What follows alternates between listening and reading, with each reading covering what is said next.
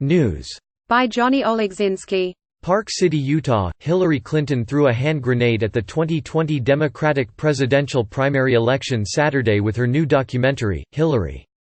The one-sided, four-part Hulu series about her life premiered at the Sundance Film Festival, and everything you've heard is true. Clinton comes off like Rambo when she talks about current Democratic candidate, and former rival, Senator Bernie Sanders.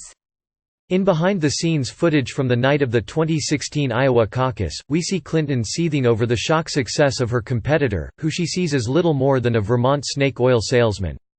On February 1, Clinton and her team were enraged that Sanders had gotten to within 1% of her victory in the Midwestern state, and sought to deprive the man of even a sentimental victory. "I just don't want him to get out there and say the revolution is working, that people felt the burn," she says, before quickly leaving the room to beat him to a speech. Clinton adds that she found his socialist proposals unrealistic and phony. "I had people in my campaign say, just say, free college, millennials love it," she says. "And I said, no." Whenever Sanders is onscreen, his underscoring is brooding and villainous, like Darth Vader just took off his helmet for a breather. In a hallway before a debate in New Hampshire, Sanders asks a tense Clinton how she feels about his suit. "Buttoned or unbuttoned?" he says. Irked, she tells him to undo the button as soon as he gets worked up. Last week, it was revealed that Clinton said of her former rival in the doc, "Nobody likes him, nobody wants to work with him, he got nothing done. He was a career politician. It's all just baloney and I feel so bad that people got sucked into it." Suddenly magnanimous, Clinton pivoted on that passionate stance Saturday, when an apparent Sanders voter in the Sundance audience took her to task. "It's no surprise that you're not a big fan of Bernie Sanders," he said. "So what would you say to the Bernie Sanders fans? Who should they vote for?" "Once we have a nominee, close ranks." Clinton responded to loud applause. There was a lot of clapping throughout, with Sundance being Utah's largest annual liberal convention. Clinton's change of heart didn't come off as particularly genuine, though, since less than a week ago when The Hollywood Reporter asked if she'd endorse Sanders in the general election, she said, "I'm not going to go there yet."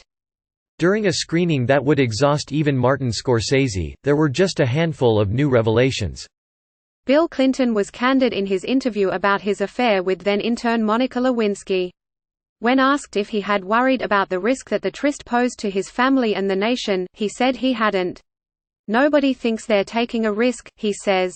"That's not why we do stupid things." He added, "Everybody's lives have pressures and that his affair was something he did to manage my anxieties. I'm a different person now." The doc also throws President Obama under the campaign bus.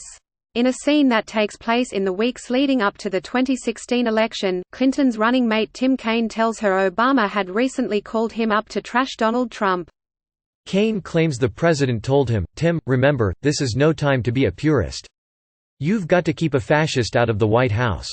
We also learn that after James Comey reopened the investigation into Clinton's private emails, discovered on disgraced Congressman Anthony Weiner's laptop, it led to Clinton aide and Weiner's ex Huma Abedin breaking down on the campaign plane. "He's gonna kill me, he's gonna kill me," Clinton recalls Abedin crying over the soul-crushing pain Weiner brought to her life. For the most part, though, the overlong Hillary isn't so much a documentary as a memoir. It's mostly narrated by Clinton herself, with contributions from close friends, family members, campaign staffers and a couple journalists from The Washington Post and The New York Times. Several of the newspaper writers teared up when recalling Clinton's loss. And Hillary premiered just 10 days before the Iowa caucus. Funny, that